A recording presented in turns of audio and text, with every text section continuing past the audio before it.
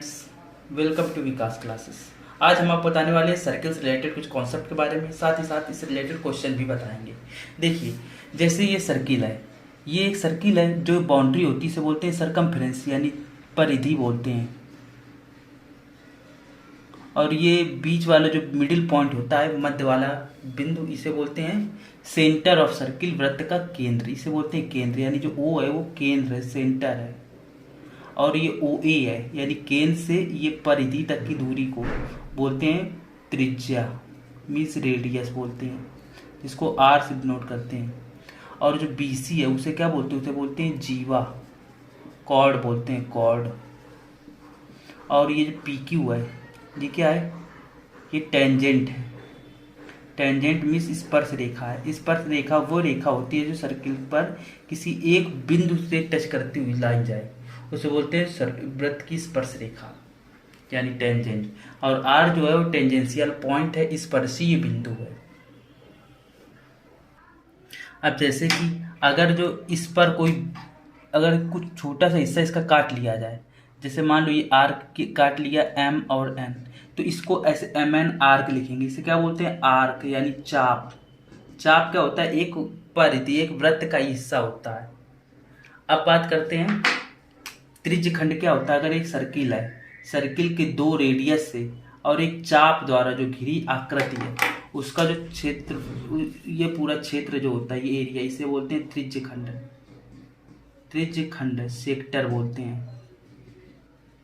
और जैसे कि अगर एक ये सर्किल है, सर्किल पर अगर जो एक चाप खींच दिया जाए, यानी एक जीवा खींच दी जाए, यानी एक कॉर्ड खींच दी जाए, तो इस कॉर्ड से ये जो दो हिस्से बने, हर एक को कहेंगे, क्या बोलेंगे? सेगमेंट। सेगमेंट मतलब वृत्त खंड।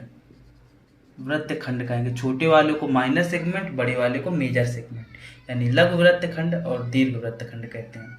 अब याद रखिएगा कि अगर एक वृत्त है, यानी एक सर्किल में अगर एक कॉर्ड खींची जाए जो एक सेंटर से होती हुई कॉर्ड जाए, तो इसको बोलते हैं क्या?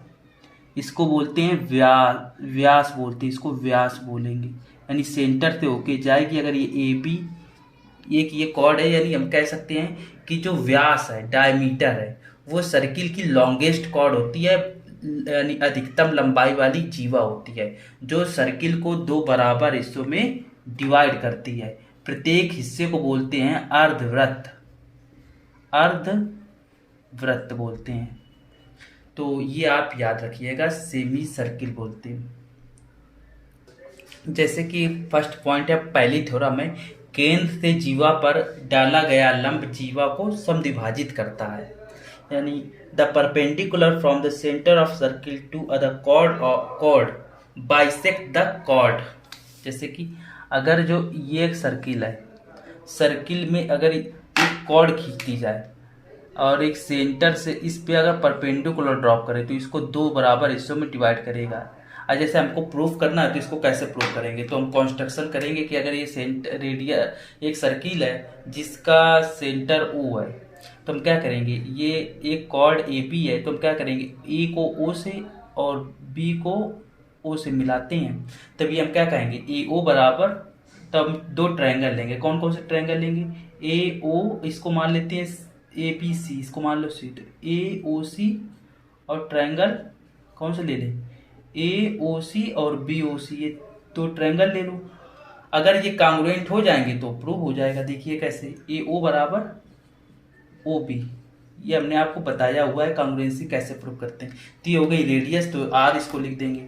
अब जैसे कि अगर हम ये कहेंगे कि ये 90 डिग्री हमने खींचा है, क्योंकि उसमें कह रहा है ना लंब, लंब मतलब 90 डिग्री। ओ सी बराबर ओ angle O C A, O C A बराबर angle O C B, 90 degree दिया है, गिवन है। तो एक ये हो गई, एक ये वाली प्रॉपर्टी हो गई। और ओ बी बराबर ओ बी, ये देखिए दोनों में कॉमन है, यानी उभयनिष्ठ है, यानी कॉमन है। तो अगर जो हम एक 90 डिग्री दो साइड, यानी एक ये और एक ये, तो हम क्या कहेंगे? एक राइट, ये जो ट्रायंगल है, जैसे ये 90, ए ओ और ओ बी जो रेडियस है वो किसका काम कर रहे हैं? इस ट्रायंगल में एक हाइपोटेन्यूज कर्ण का काम कर रहे हैं, तो हम कहेंगे triangle AOC is congruent to triangle BOC। Angle AOC समरूप है त्रिभुज BOC के। कैसे समरूप है? By RHS congruency. Right angle hypotenuse एक साइड से ये बराबर कॉन्ग्रुएंट हो गई, तो हम कह सकते हैं सो AC बराबर CB by CPCT। Corresponding parts of congruent triangles are equal, यानी जो समरूप त्रिभुज होते हैं उनके सभी पार्ट्स आपस में बराबर होते हैं। तो ये हो गई पहले थ्योरम का प्रूफ। अब बात करते हैं थ्योरम नंबर 2 की। यहाँ पर दिया है, यहाँ लिखते हैं बराबर जीवाएं केंद्र से समदूरस्थ यानी समान दूरी पर होती हैं। समदूरस्थ का मतलब समान दूरी पर होती हैं। अगर बराबर जीवाएं होंगी, इसको देखिए इंग्लिश ट्रांसलेट कर देते हैं, लिखिए बराबर जीवाएं equal chords of a circle are equidistant from the centre. Equal chords of a circle are equidistant from the centre. देखिए जैसे अगर इक्वल कॉर्ड्स खींच दी जाए, इसका वाइस वर्सा भी ठीक है। अगर दो परपेंडिकुलर खींचे जाएं, अगर दो परपेंडिकुलर यानी दो कॉर्ड पर अगर परपेंडिकुलर बराबर है तो हम क्या कहेंगे? दोनों कॉर्ड्स आपस में बराबर होंगी, या आप कहेंगे बराबर जीवाएं केंद्र से समान दूरी पर होंगी। देखिए जैसे कि अगर दो जीवाएं खींच देते हैं किसी भी तरह से, ऐसे दो जीवाएं अगर खींच दी जाए, अगर जो यहाँ सेंटर है, अगर ये सेंटर से समान दूरी पर हुई, यानी समान दूरी कैसे निकालते हैं? जब परपेंडिकुलर डालते हैं, वही मिनिमम डिस्टेंस होती है, वही दूरी होती है। शॉर्टेस्ट डिस्टेंस को ही दूरी बोलते हैं। तो मान लो ये P है, ये Q है,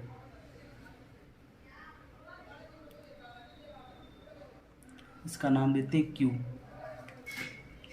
तो यहाँ पे अब हमको प्रूफ करना है कि ये तो समान दिया है कि बराबर जीवाएं दिया है।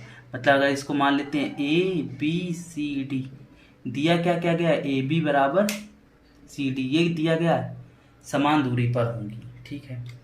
और ये देखिए दूरी जो होती है वो 90 डिग्री की होती है। देखिए यहाँ AB बराबर CD हो गया। अगर इसका हाफ कर दे तो यहाँ पे क्या हो जाएगा? अब देखिए अगर सेंटर से परपेंडिकुलर ड्रॉप करते हैं तो ये क्या होगा? बाइसेक्ट करेंगे। हम इसको ऐसे कह सकते हैं AP बराबर CQ, ऐसा भी तो कह सकते हैं। यहाँ से ऐसे इसको मिला दो, इसको भी मिला दो, तो हम ये कहेंगे ये दोनों रेडियस होंगी। ये AO बराबर CO, ये क्या होंगी? रेडियस होंगी। AP बराबर CQ, AO बराबर ये, ठीक है। अब इसके बाद देखिए ये और ये वर्टिकली अपोजिट एंगल, हम क्या कहेंगे? एंगल AOP बराबर एंगल COQ, ये वर्टिकली अपोजिट एंगल है, शीर्षाभिमुख कोण है। ये नहीं करते हैं, हमें तो दूरी पता है ना कि ये अपने परपेंडिकुलर ड्रॉप किया है, तो मिनिमम दूरी होती है OP। हम कहेंगे ये बराबर जीवाएं था, यानी ये 90 डिग्री है। हम OPA बराबर एंगल, या यहाँ से ये इधर से स्टार्ट करते हैं, OQC बराबर एंगल OPA, ये क्या है? 90 डिग्री का है। तो RHS से हम कह सकते हैं, RHS से triangle COQ is congruent to triangle AOP। तो हम कह सकते हैं अगर ये कॉन्ग्रुएंट हो जाए तो ये दोनों आपस में ओवरलैप हो जाएंगे, CQ AP पे आ जाएगा और ये दोनों कोण आपस में मिल जाएंगे। इसको ऐसे फ्लैप करेंगे, इधर तरफ मोड़ देंगे तो ये लाइन पूरी इस पे आ जाएगी। तो हम ये कहेंगे कि, और ये वाला लाइन OQ OP पे आ जाएगा, तो OQ बराबर OP by CPCT। Corresponding parts of congruent triangles are equal. तो ये थी ट्रायंगल से सर्किल से रिलेटेड कुछ इम्पोर्टेंट थ्योरम।